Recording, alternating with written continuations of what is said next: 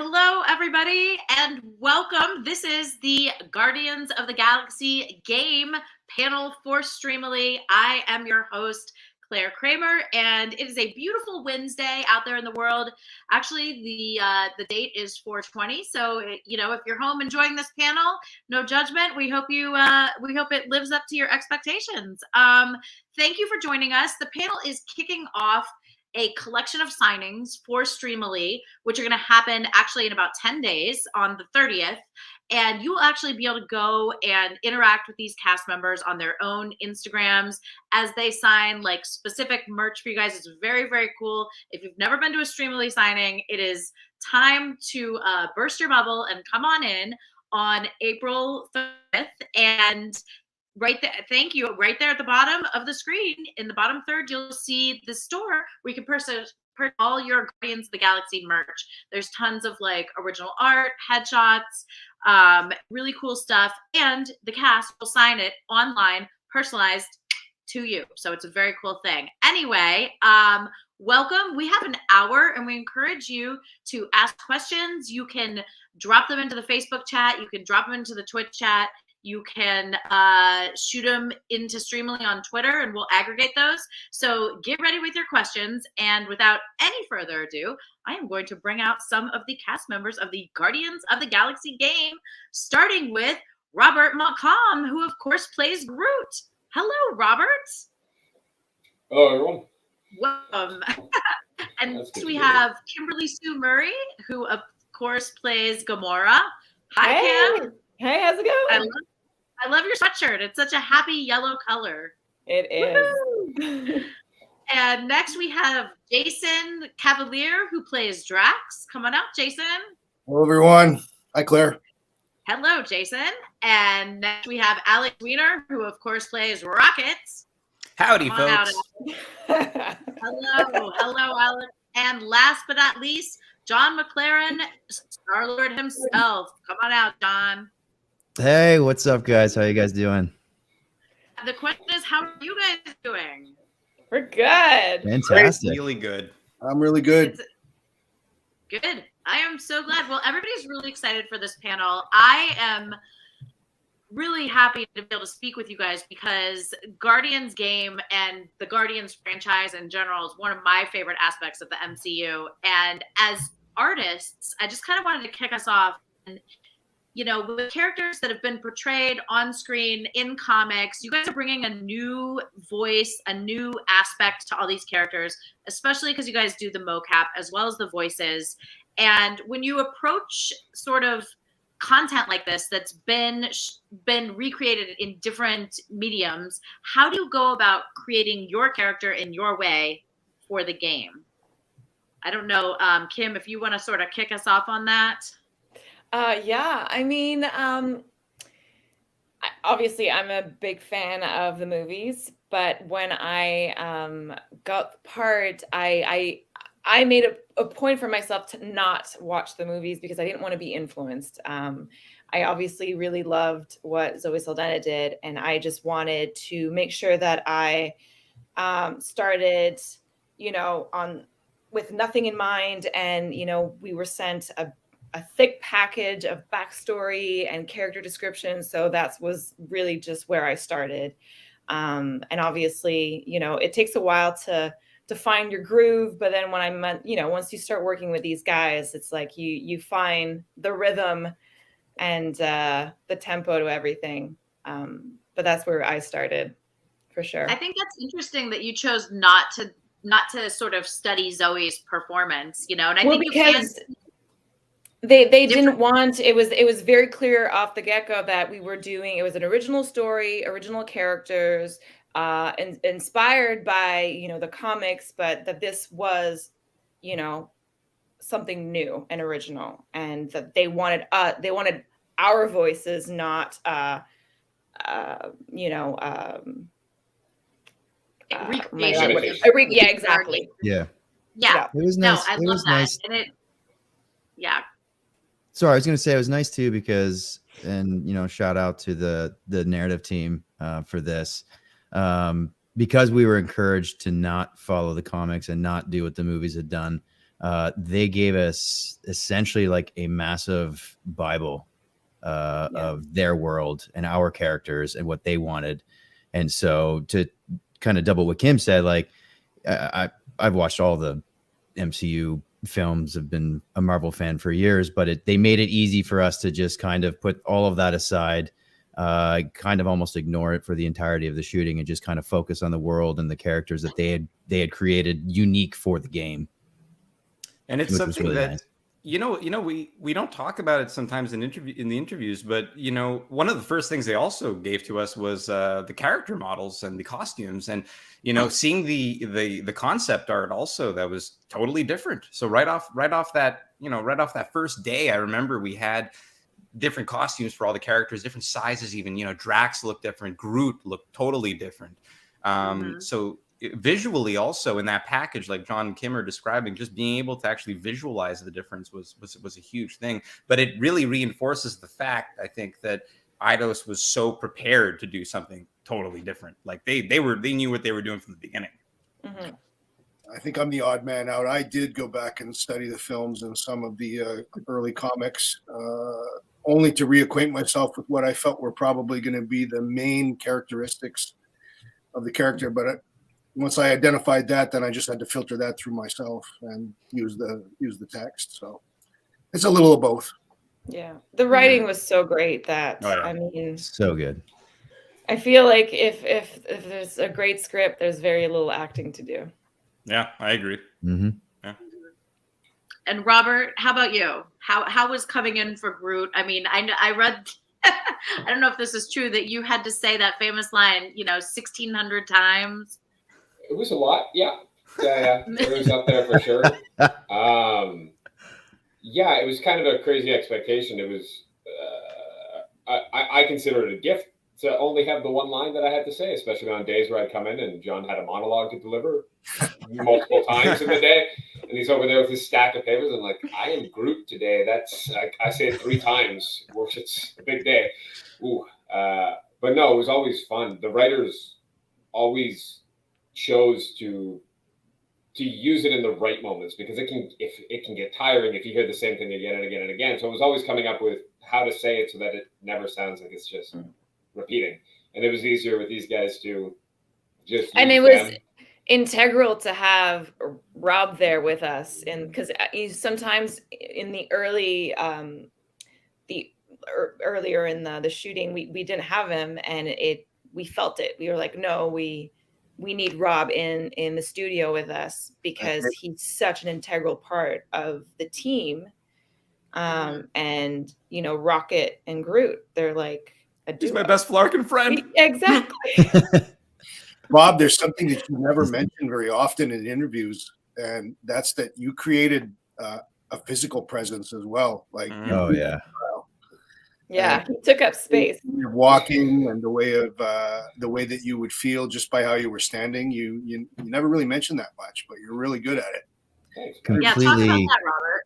Yeah, sure. Well, first you commune with nature. You go out in the forest. You observe trees. When I had auditioned, there were multiple auditions for this, but towards the last audition that I did, I got to see footage of someone who had done some of the prototyping stuff, some of the groundwork for the character, for the physicality. And it was somebody who was trying to play tall. But if you're tall, you don't really play tall. You try to stretch down, or you're more hunched to trees growing in 2 directions. So I do a lot of physical work in video games, and I love motion capture. And so a lot of it for me was getting to play around with that. I really wish I could have put Alex on my shoulder for the scene. We tried. I tried a few times. But no, it was just really nice to still play in the scenes in the background. If you watch all of us, because we were all there together, even if person who's not speaking, if you turn your focus to them, you'll see that they're having their own back and forth with other characters. Like, what the hell? Well, it's 360, right? There's cameras around the room. Cameras everywhere. They're getting everything. So it's always best to assume that anything you do could be seen. It's like theater in the round. Yeah. Sure. Mm-hmm. Except it's recorded forever. Yes. So when you were in the audition process, when did you realize, or was it decided after, that you were auditioning not just for the voice, but also for the motion capture? And what kind of a gift was that to be able to do both? It was right from the It was start. incredible. Yeah, we knew. Okay. Yeah, we Yeah. knew. Yeah. An interesting right away. thing about the auditions is that they were coded, which is very common for video games. You're right; they want to protect their IPs, but we had code names in the characters, and they didn't expressly say that it was Guardians of the Galaxy, but there were hints, right? So there was, I believe, Groot's character was Quiet Joe, and he would always say celery. Actually, Rob, you should say it. How would you say that line? It was celery is good, so it was a lot of me doing celery for many different variations. And so people getting that script at home, you can imagine a lot of actors being like, I'm going for a guy that just says celery is good. Yeah, that was me. So it was Celery kind is of good was the dead giveaway for me. That was the giveaway. I was like, this has to be Guardians. This has to be. And when did Kim you just actually doesn't find like out celery. it was? What? When did you find I out? About a month after, Yeah. I think Yeah. about a month after. I mean, Yeah. I got like, when I was asked to do the chemistry test, because I came in later, and so when I was asked to do the chemistry test, I still didn't. I knew it was Guardians, but I was told that it was a different part, and so I didn't know. I didn't know what part I was going in for, and then they sent me the scripts, and I saw Gamora, and I was like, yeah, that's how I reacted, and I just lost my mind. We found out a month after, but we all knew. Yeah, exactly. Most Yeah. of us did. I mean, it was easier to tell for our characters because you're like, okay, it's one of 5 on a spaceship. Who Yep. could it be? You can kind of decide who the characters are based on the writing. For people that came into audition for other roles, though, you really wouldn't always know. And there was somebody who actually auditioned that came in and prepared because they thought it was a character from the MCU, and they had the voice down, they had everything down, and they came in and it was like, that's not the character from the they did a great job still, but it's sometimes making an assumption about what you're auditioning for too can kind of shoot you in the foot as well. So absolutely. See that? Yeah, that was Yeah. my approach. I was like, I'm not gonna make any assumptions. I'm just gonna, play what's on the paper. Cool. Yeah. So the timeline is a month to find out what the property is that you're working on, and then Alex, you talked about how they started to introduce sort of the visual aspects, the wardrobe, the look, and the design of the game and the characters. That was really inspiring. When did Marvel lift that veil a little bit for you guys? Was it, at what point did that happen? Because I know there's, as you mentioned, so much secrecy. Mm-hmm. Well, look, I mean, you show up, you got your first day, we're there, you get the script and you see it, and okay. But, as video games are made, they operate from smaller to larger, as we know, right? You do a slice, you do a playable, you get bigger and bigger and bigger. So it's not only with the actors, with everybody, you're still in a testing phase right at the beginning, but we knew, the veil was lifted. We had our characters, and I think, guys, we did like a week of a test shoot or something like that. And then I think it was probably 6 months before we had the next shoot. And that's kind of like a signal to say, okay, we're doing something great here. Marvel likes it, and we're going to keep making the game. I didn't realize that we weren't approved yet. After we did that first test, I thought, okay, we had a job. And then only after I found out, no, we were still going through approval. Yeah, that's that original. It was like a proof of concept where we went in and we shot. And for those of you watching who have played the game, if you found the lipless bar scene, it was that scene. And that scene wasn't even from what I remember being told anyways. I don't even think that scene was supposed to make it. It wasn't supposed to be in the game. Yeah. Marvel saw it and they loved what we were doing. And I think somebody said, no, keep that in the game, put it somewhere. It's great. Yeah. But I remember that 6 month period afterwards, like nothing was signed yet. We knew what the game was, but we didn't know that we had been greenlit as the characters for like 6 month period for an actor waiting to hear if they're going to be in a Marvel video game is a very long, terrifying. It's like, remember the movie Jaws? It's like, imagine you're in the water for 6 months and you're just waiting. I mean, the thing too with games is there's never a guarantee that they're going to stick with you. I've worked on a number of games where I've done all the physicality, the voice, the body, the stunts, the like wire work and crazy stuff, and then they come back at the end and they switch your voice with someone from LA. So I went into work every day just assuming I'm replaceable the entire shoot. So even you might wait 6 months and then you might come back in and you might get really attached to a thing. But my approach with this was just to have as much fun as possible. Yeah. And then up even to when we were doing an interview for the art book and they were saying, well, how did you feel when you got the role? I was like, I'm still not sure. But I got the part yet. I'm going to wait till I play the game. If you're doing an interview for the art book, I can assure you, you have the part. I was like, yeah. When I play, I want to get to the credits. If I'm still there, well, we're good. So that's kind of the best approach to come into games. Also, because it was so surprising. Eidos Montreal was incredible for casting Canadian actors and a lot of local talent for the game. Because sometimes that doesn't happen. They want a name. So being able to play these characters, it's still surreal. Like I have artwork around my place from the game. I'm like, oh, I voiced that. That's surreal. So finding out that we got the part, it still feels like some days I'm finding out that I got the part. If that makes sense. I think you got the part. Jason, talk a little bit about your approach to Drax. You said you did go back and reference Dave Bautista's, performance and whatnot, but the characters are quite different, I find, in the game, your version versus his. So can you give us a roadmap? Sure. Yeah, that a lot of that is down to the writing. I mean, I have to really credit Mary and the writing team because they were really excellent at fleshing out all of the characters, not just mine, but that informed a lot of the decisions and choices I would make. But some of the other things I did, like I said, I wanted to go back and look at what I felt were the main characteristics that you needed to have some of that in there because people, even though we were doing our own thing and have it be different, you wanted to have some of the characteristics be familiar so that people weren't, turned off the minute they see the character. So some of the things I did was just, I looked at the films multiple times just to reacquaint myself. And then I read some of the early comics from all the different generations of the Guardians. And I wasn't that familiar with the comic run. So those were very, very different. And I had a few questions about were we going to do any reference to any of the Arthur Douglas stuff or anything like that, but apparently not. So, there was none of that to worry about. Another thing I did was because Drax speaks in a particular way, I went back and looked at a lot of adventure movies from like the 30s and 40s. And I wanted to maybe try to capture his way of speaking, which was, a little bit more boisterous. It's not similar to how I speak in real life. So I wanted to, do something like that. And I looked at a lot of early adventure movies. Alan Hale Sr., if you remember, he was played Little John in Errol Flynn's Robin Hood.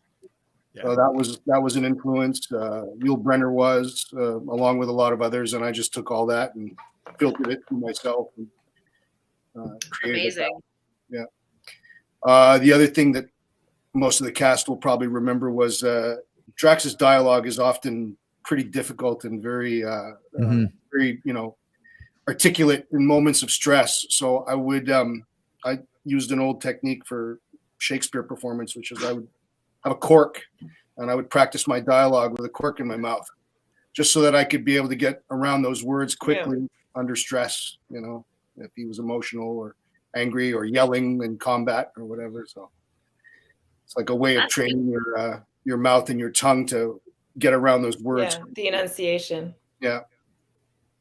And haven't ever heard that before. That's really it's a classic theater school trick. Yeah. Mm-hmm. I found not a lot of people actually know. It's like weight training for your mouth. It's like you have an obstacle and you work your jaw muscles and your lips and your tongue, and when you take the cork away, your mouth just flies around those words. Yeah. And you just sold it there. You sold us. Well, I'm gonna go get a cork right now. Go get it. Jason, that's what you should have been selling online. Acquiring the cork is part of the fun. You should just sign corks. Drax cork. Yeah. And what I would do, and we would often get the script about 2 weeks before it was performance time, and I would take daily walks out in the woods and just run the dialogue with the cork in my mouth. My neighbor crazy. Yeah, you look crazy. Weird, but The rest of us were just showing up blind. Oh yeah. No, better make up some stories. Alex, what was your physical approach to Rocket? So Rocket, I went in the forests of Toronto. I befriended a tribe of very, very friendly and generous raccoons. No. No. So here's the thing, right? So I think I might be the first one to do body and voice for Rocket at the same time. So in the MCU, you have Bradley Cooper doing the voice, and then I think you have James Gunn's brother doing the body. So it was an opportunity, right, to see how to approach the voice as a performance capture actor. And I think it could be a simple idea to play him as a human being, because he is a walking, talking, raccoon. He's an experiment. But one of the main focuses I had was how to integrate animalistic qualities to Rocket, while retaining that idea that, he was an animal that was turned into, let's say, a human, walking and talking on two legs. So you will see that with the teeth. A lot of that stuff you see in the game where it's like, that's me. That was a conscious decision. The scratching, the ticks, a lot of that stuff we were playing around with. And I think there's even a scene where like Gamora and Quill are talking, and then you like switch the Rocket to make, it's when you're going to sell Rocket. And then I did this thing where I'm like scratching my, one of my butt cheeks or something like that. And I think that made it in. So yeah, I wanted to like explore how to bring an animalistic quality to Rocket, because it was an opportunity to portray him in body. And I think another thing that's actually a little bit interesting is, because Rocket is 4 foot something, he's tiny, he's considerably shorter than the other members. Given that I in real life am 5'11", if I walk at the same speed as the other performers, when they minimize me, I will end up being farther behind them. So I had to walk 3 times farther sometimes and 3 times faster, because when we were doing group walks, and that became kind of like the Rocket walk, which was like, just like kind of like fast. And so that also made it into the game. Yeah. So those are some of the nuances of the body of Rocket, I'd say. And I get the feeling you and Robert were not joking when you said you tried to get on his shoulders. So paint that picture for me, please. I feel like we did, Rob. It wouldn't surprise me if we did try over the years at some point, or in some situation. But it's more that there were certain times where we would decide not to have the same eye line, or other times that we would. So for very emotional moments, it's better to have the eye contact. And the animation team was superb on this game. And they would take the time then to correct the head tilts or the eyes to make sure that they're actually at the right height and the right location, which is good. So we're not all just staring off. But there were a number of moments where, if it helped the physicality to look down, I would look at Alex's shins or at his knees, and he would look up beyond me, so that because you're going to stand very differently if you're looking somebody in the face, or if you're looking up like this, and it changes even how your whole body's expressed then, and how you're behaving, acting up at somebody. So it was more having moments like that next to each other, of deciding how we were going to play through certain physical moments, because it does change the dynamic a lot. Absolutely. Yeah, absolutely. Well, it worked. It was great. You guys were all fantastic. I'm wondering, for the novice of motion capture, could you guys describe, as actors, you talked a little bit, Kim, about it being in 360 and it's immunized, but for someone who really has no concept of what that means, can you paint the picture of motion capture, please? All right. Yeah. So we work we call it the unit, or it's like a studio. And there's these cameras, these sensor cameras all around the top and the bottom. There's probably like 100 or something. Do we know how many cameras there are? Depends. And there's quite a few. Yeah. There's a lot of them, but they're not really in your face. And then you wear, from head to toe, you're in black with sensors attached to you. So you're just like Velcroed into this thing. And you have a helmet with a camera in the front with a light. So it's kind of blinding. You have to get used to it. And you go into the unit, and they sort of do like a body scan to make sure that your movements, like everything's aligning. and then you play. And they have some 2 or 3 regular cameras just as reference for the animators. And they just you T-pose, which is you stand with your arms out like this. The most important part. Yes. Of the acting. most important part is to turn your light on before we do it. Yes. Turning your light on, John. I don't know what you guys are talking about. You don't need that light. And then you never go had his light on. T-pose, and everyone goes like this before you start a scene, and at the end you T-pose. We had like basically a hypothetical swear jar, but for my light, because 99% of the time I would forget to turn my light on every time. They would sometimes forget Every to time. tell you too, and we'd be halfway or get through a whole take, and it would be a good one. It's and like, shit. Sometimes we would tell you even though you had it on, just to mess with you. Yeah.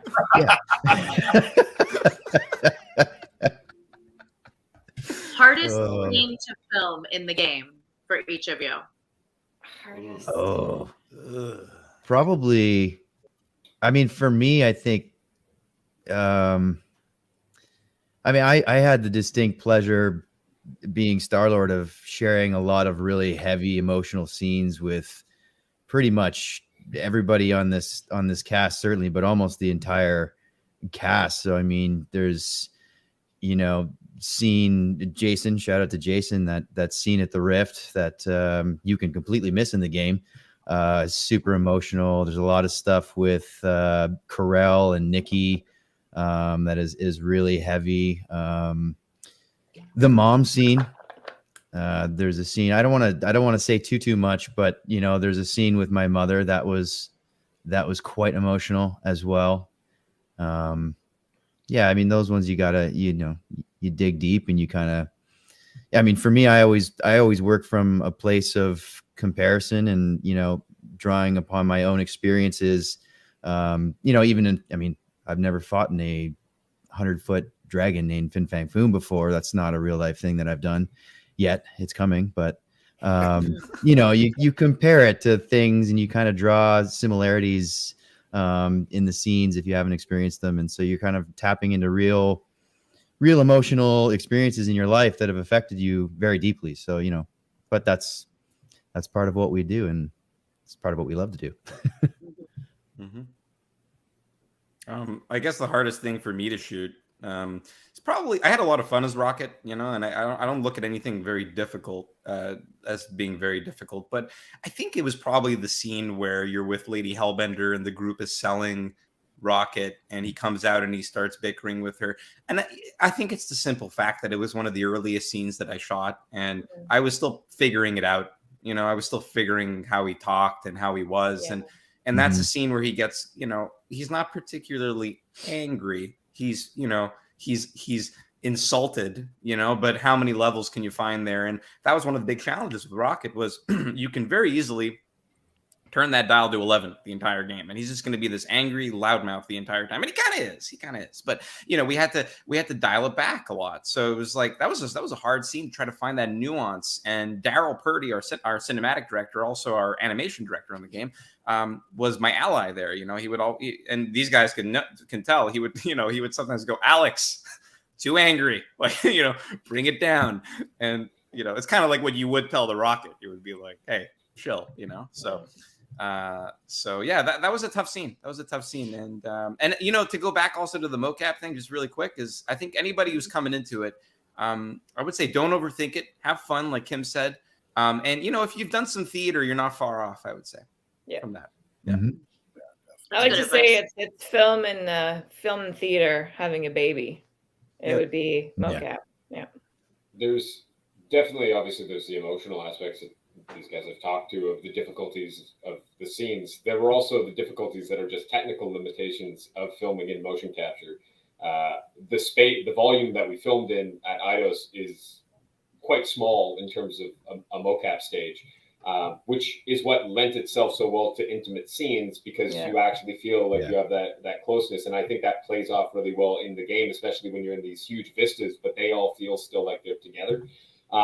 Where that can be a limitation is trying to run in a room where, for myself, because I took extremely long strides, it would be like one run cycle loop and I'm at the other end of the room. Or as these guys will tell you as well, working with a head cam is great, and the ones that they have are fantastic. But even with that, if you have something out in front of your face that's here, and you're in a scene and you're trying to be intimate with somebody, and now they have that extra distance from them, and you're trying not to bump each other's helmets because the thing on your head costs the amount of a car. There's no making out. No. Yeah.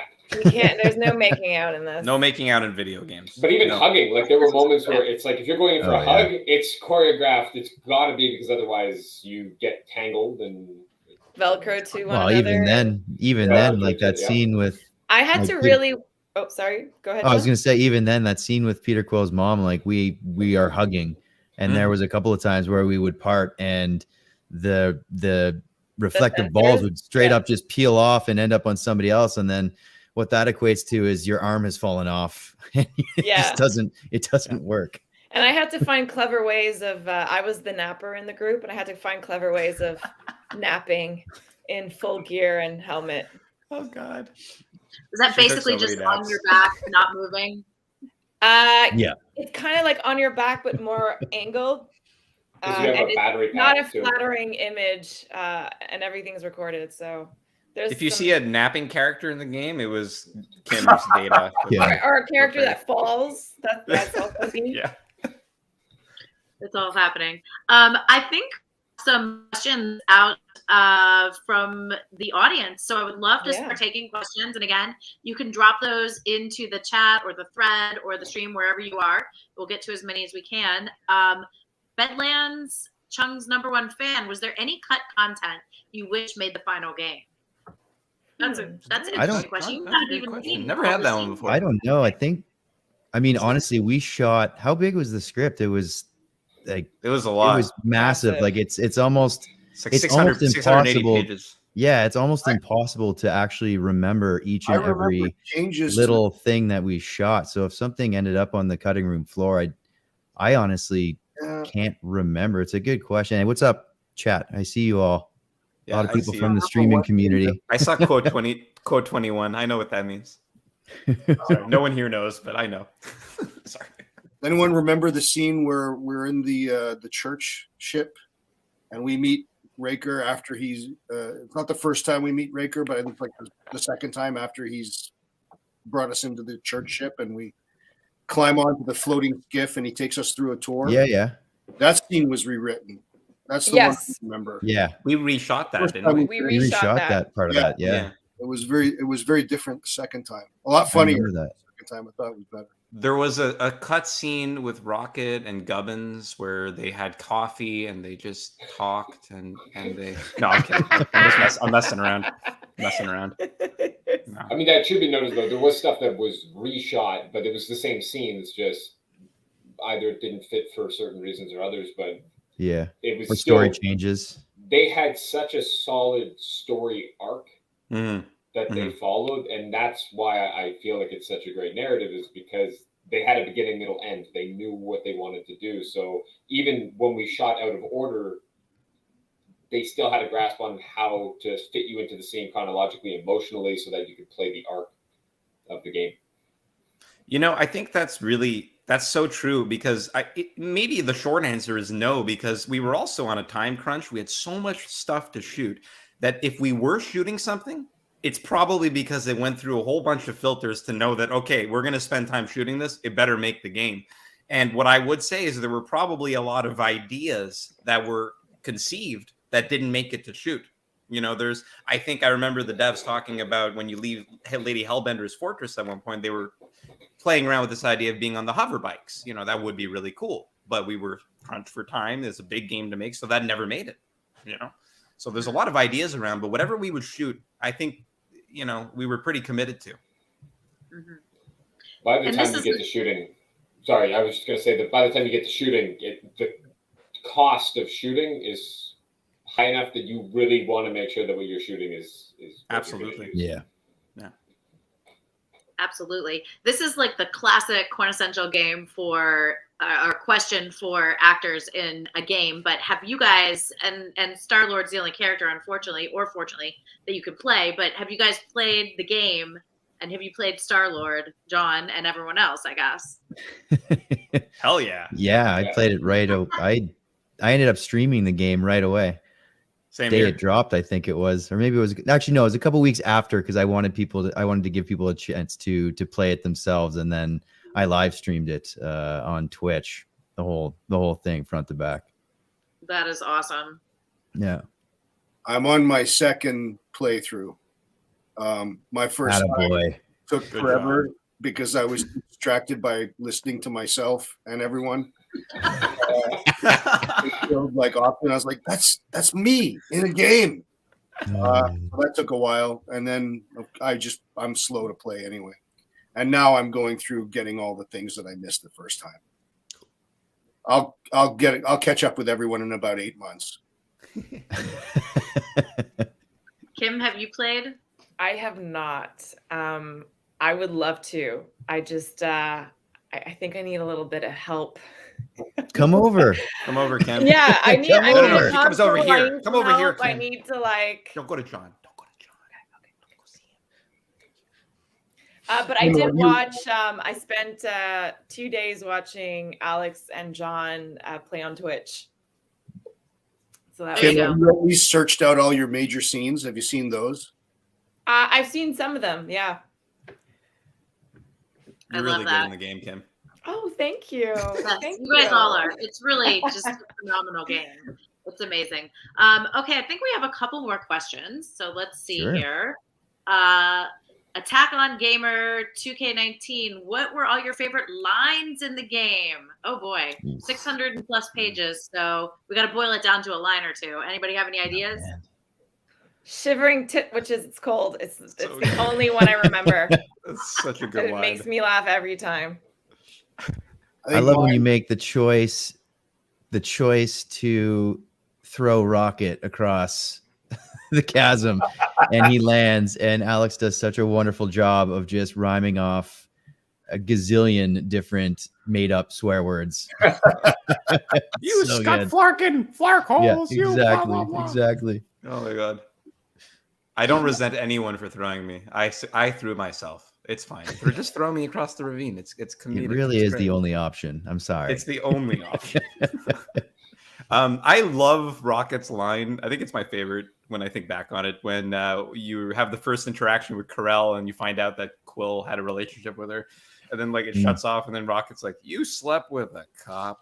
Like I just love that line. It's such a classic like heist like honor among thieves line. You know, I really like it. Yeah. I really like Robert's line. What is it? Oh, I am Groot. I'm Groot. Which version, Kim? Which version? delivery? Yeah, which one? There's some really heartfelt ones in there where it like are. makes you want to cry a little bit. Yeah. Oh my god! I mean, I Wait. will say he said it 1,600 and whatever odd times, and he delivered it 1,600 and whatever times differently each and every time. It was incredible to watch. It really was, Rob. Yes, nice.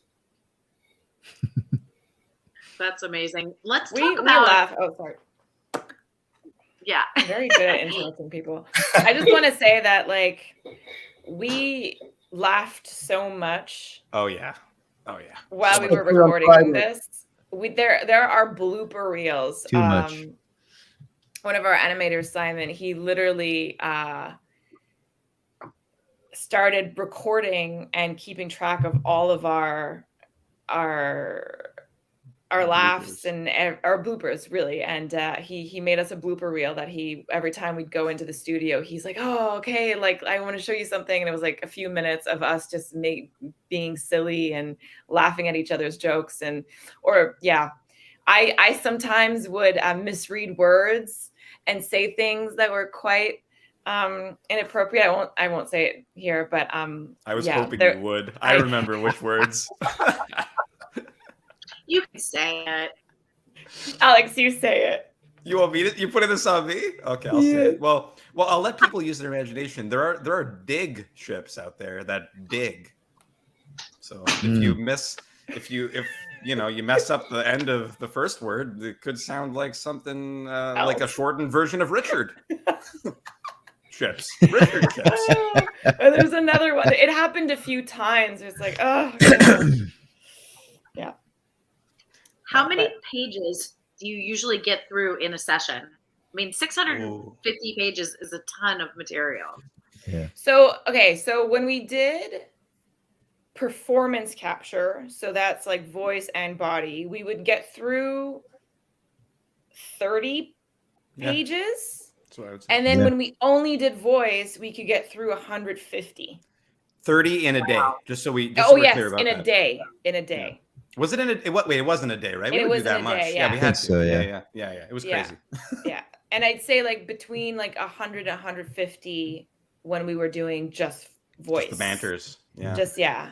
You know, really interesting comparison there on film. When you're on a film set or a TV set, you're probably doing 5 to 6, maybe 7, maybe 10 if it's not too complex. I don't know, something like that. Maybe 4 if it's really complicated. Yeah. The reality is you have lighting setups, you have camera setups, you have location changes. When you're on a wardrobe, mocap set, makeup, there's none all of that that stuff. There's none of that. So you are acting from 8 to 5 all day long. And a lot, and it takes a lot of energy because there's a thing when you're working on a film set or a TV set, it's like hurry up and wait, where it's like they get you in the morning and they rush you through processing, they get you in hair, makeup, wardrobe, and then you literally wait for hours before you go and act.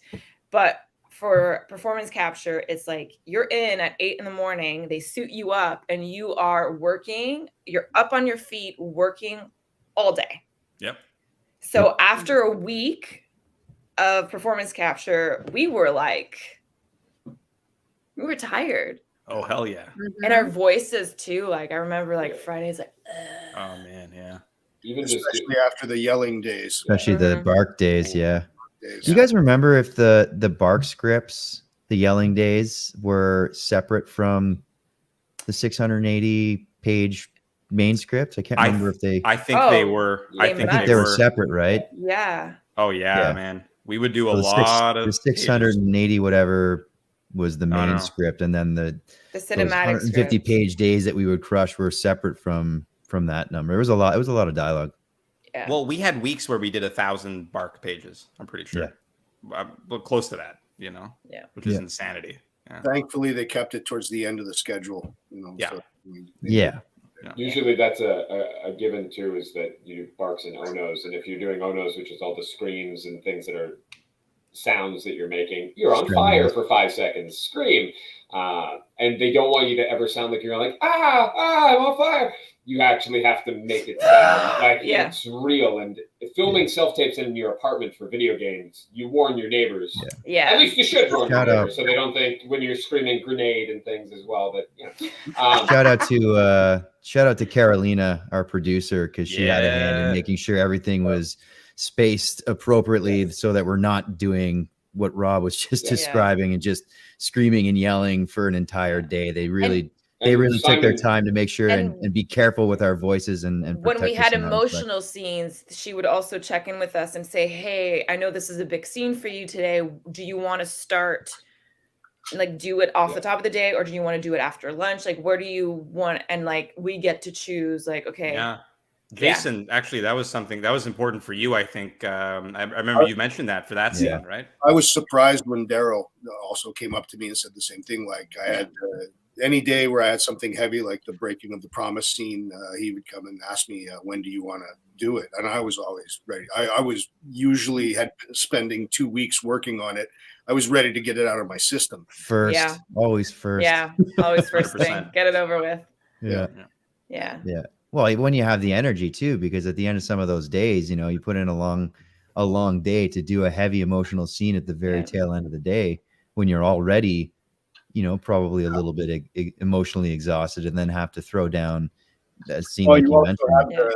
You also have the pressure of the schedule. You don't want to be there it up and then have them go, okay, that's good enough. No one wants the room feeling like, good enough. No, I wanted to be able to give it my absolute all. I wanted to add on to something we said earlier about what we find hard. And for me, it was reading the scripts.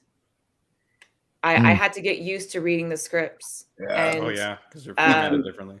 Me too. because they're formatted differently, and also we would do a golden path, which was if the player doesn't make any choices. But the golden path, you could be told like, we'll do the golden path, but if you don't know how to find it, it was so hard to read the scripts, and it took me a long time to get used to, because this was my first time working on a video game. And some of the scenes with a lot of characters and a lot of choices were extremely hard. We had to cut them up, do like the golden path, and then do the inserts. And then because of COVID, we had we were allowed a certain amount of actors in the same room. So we had to do the scenes multiple times. Like it was like Alex, Robert, and John would start. And then, Jason and I and whoever day player we had would do the second half. So that was tricky. Sorry, I just wanted to go back. No, That was only when we had a day player. Yeah. Yeah. When we were us five, we would be us five. Yeah. Yeah. I traditionally, usually on a regular script, you read it like a book, and you know where your character is from beginning, middle to end. And in this, we were shooting it like a film, everything out of sequence. But because the script was also different than anything I was used to, I never knew quite exactly where I was sometimes in the storyline. But luckily, Daryl was there to kind of course correct. Yeah. But I had to adjust to that too. Yeah. And I've worked with directors sometimes where in these choose your own adventure or where you have branching, they don't know how to film it. And it is a nightmare scenario. This team was on point. If we didn't know where we were, they knew where we were and where we were supposed to be. And so there was no drama on set of like, you forgot where you need to move that. There was never a feeling of tension or rush. It was always, everybody was, even when it felt like, Carolina might jokingly be like, okay, you get one more. And then we'd shoot something. Daryl's like, one more. One more. Or sometimes it was us asking like, one more. Just one more. Fit in one more. And there was always just enough room that it still managed to fit in the day. So. Sounds like they were super artist friendly on the team. Yes. Very much the best. Very supportive. We're like all friends, by the way. They Like were- we all stay in touch. When we go to Montreal, we go for brunch. Like we're all tight. I love it. It shows. It really shows. I'm a true believer that like the quality of the content, the output is a reflection of like the experience. And I think it really shows with this. We do have some more people who also want to ask questions. So we'll take another audience question here if you want to throw one up. Mass says, which scene was the most fun to perform? I know. Oh, which one? Is it the same as mine? It's gotta be. It's the dog barking one. Yeah. I've never had. John, take it away, man. Take it No, away. no. We had a scene where we are psychically imprisoned by Cosmo, the space dog, and Rocket and I and Star-Lord at that point, their relationship was a little bit strained. And while they are locked in this psychic prison, they start getting into a fight. And as the fight gets more and more vicious, every other word becomes like a bark. And we just kept going, and we did it. And it was hilarious because Alex naturally went the route of this small little yappy, almost Chihuahua-like dog. And I went the route of, well, I'm Star-Lord, I'm the alpha male. And so I went with this like really like low, like really like alpha male style dog bark. And I remember shooting it, and like Daryl said cut, and we immediately burst out laughing into tears. Like it was the most absurd, amazing thing I've ever done in my career. I was like, this is not going to make it in the game. Like, this is so stupid. How the hell is this going to make it in the game? And then it did. And I'm like, wow, this is great. These people are awesome. I like the scene where we were being sucked out into space. Oh my and God, yeah. we were just doing these crazy. That was cool. We were on carts, and Yeah. we were like on our bellies, and then they had two animators would shake the carts. It was Daryl. It was Daryl. Daryl. Yeah. It was Daryl and Johnny, wasn't it? Yeah. It was Daryl and Johnny. It was, yes. Yeah. And then And at then one point he'd they be would go like, like, 3, 2, let go. 1, go.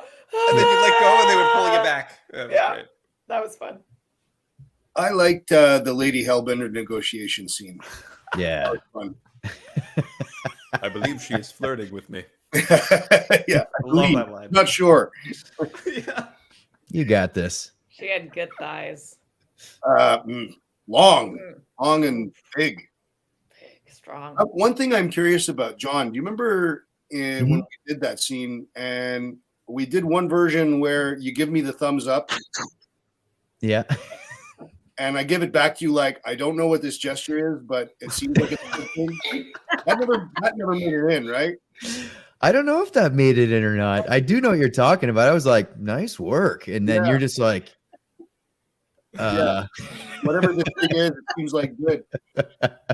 But I wanted to mention it because later when Drax does he takes over for a moment to do the negotiation with the church members. Yeah. And he's already broken free of the promise. And then they did keep, when I turn around and give you the thumbs up, I was hoping that somewhere in the, that's why I wanted to do it there. Yeah. I thought, have the setup and the payoff. Yeah. Anyway. Well, that's what's so hard, right? Because these scenes branch off like 3, 4, 5 times in the scene, and depending on how you play you literally have to play the game multiple times to even have the opportunity to see all of the different paths of the branching dialogue. So it could be in there. Maybe we just miss it. Patat! Puppy! Sorry, he needed attention. The sixth guardian. Patat. A tip to gamers who haven't played the game, who are going to play a game: if you're gonna go make a sandwich, if you're gonna go to the bathroom, don't pause it. Like, let the game run, because the banter will go on for a long time, and it's amazing what you'll hear. There were comments that's actually, a really people good saying, step. I'm gonna have to do that. There were people that said even a good idea is not to answer when it gives you the option of what to say. If you don't answer, that is a branching option. That is the option. Saying nothing. Yeah. That's the golden path.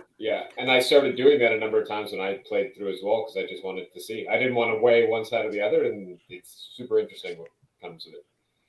That's amazing. Great tip.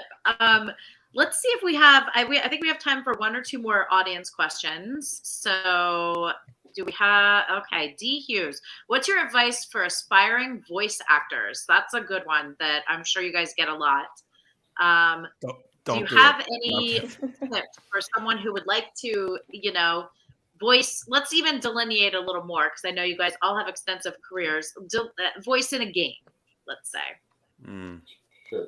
I think maybe. I mean, I always like to say, just start with recording yourself. You can get into a lot of trouble with buying a lot of very expensive gear that you don't necessarily need. Grab your iPhone, and start recording voices, either that you've made up, characters that you've created yourself, or, if it's video games specifically you want to get into, find the games that you love, find the characters that you love, and start mimicking them, and, creating your own versions of that, and keep practicing. Getting into voice acting or any kind of audition, if you want auditions, you'll need to get an agent. Or even if you don't, you want to submit yourself on Mandy.com or whatever.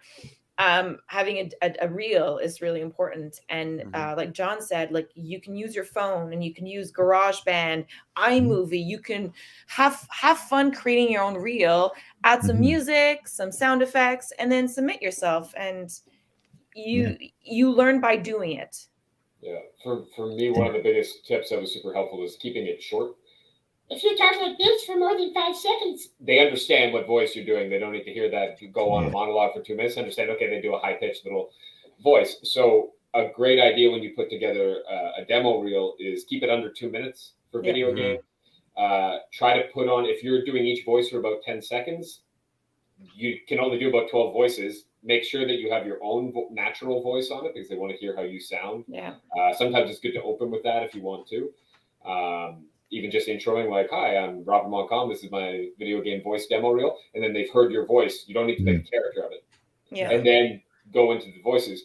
A great thing, too, you can make up your own script or take from video games. You don't have to be married to the voice either that somebody else did. You can take that script and then change it and do a completely different voice. It's like whatever you want to showcase, right? You can craft whatever Mhm. you want. If you're like Yeah. really good at something, then do that. Or Yes. you can take something that already exists and just spin it so that Yeah. it works for what Yeah. you want to If you're good with showcase. accents too, if Yeah. you put an accent on your reel, you should be able to do that accent doing everything. Yeah. Doing that accent while you're on fire, doing that accent falling out of a plane, doing that accent, and staying consistent and not dropping back into your own voice. But if you can do accents, great, put them on there. Yeah. Whatever's Yeah. in your wheelhouse. Mhm.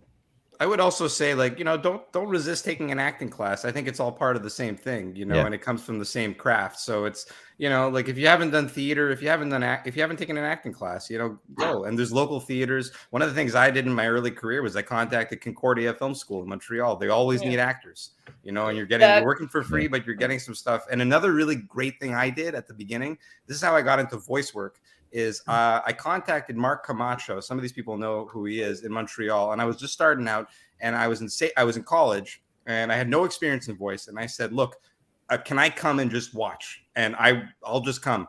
And he said, "Yeah, sure." And you'd be surprised how little people ask that. Can I just get advice? Can I come watch? Yeah. I spent like 2 semesters skipping class. Don't do that, but I did.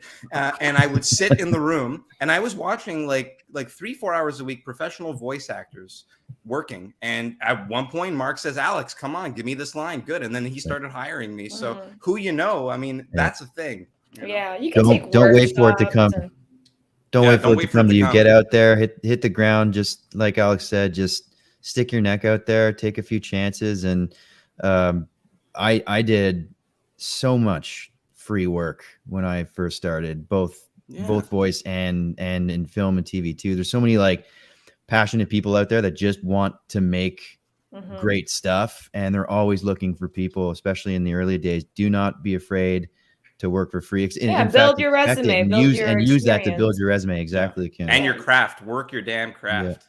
But if you want specifically voice, there are people too that will coach you specifically in Yeah. voice. And there's Yeah. the science behind it of like where you're finding your vocal placement.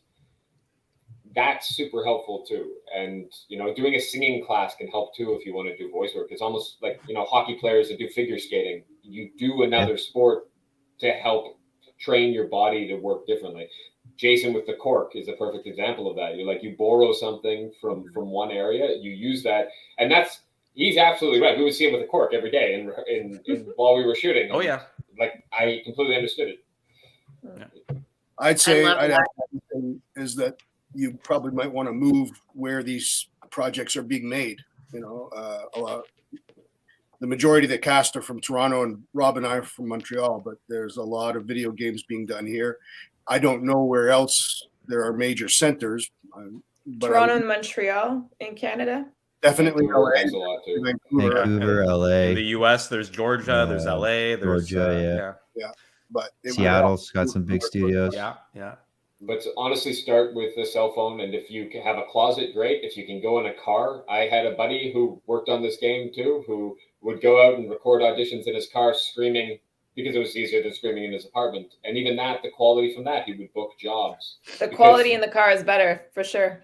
It's just enough that they want to hear you and what you sound like. And, they just want it to sound realistic. As I said before, if you're screaming like you're on fire, you can't go, for a video game. It would work for like a cute cartoon show, but there's cartoon voice acting, video game voice acting, commercial voice acting are very different things.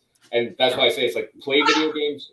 And if you can't afford it, go on YouTube and watch. Like you can watch our game cinematics online, or any video game cinematics get put up there pretty much the day the game comes out. Go and listen and watch that, and then it'll help you understand the tone that you're going for. That is awesome. You guys, this has been an amazing panel. Thank you so much for giving your time. I have one tiny little last question for you before we go. But before that, even, you guys have seen the whole stream. This has been thrown up at the bottom, streamily.com/Guardians game. Go there, grab your merch, and join the cast in just 10 days on the 30th for live interactive signings. They're super fun. If you've never been, now is the time. You'll love it. So again, thank you guys. And in one word, I just want you to describe either your experience or how you feel or anything about being part of the Guardians game, and just one word before we go, because it's just such an amazing piece of property, and you guys are so talented. So Robert, we'll start with you. I'm going to nominate you to go first. Sure. You're used to 3 words. I want 1 word. Family. Dynamite. That was my word. Mm. Marvelous. That's a good one. Flarktastic. Ooh. Love it. Oh. Why did I have to go last? Just say Star-Lord. It's okay. You can say Star-Lord. We know you just want to say it. Say Star-Lord. It's fine. Star-Lord.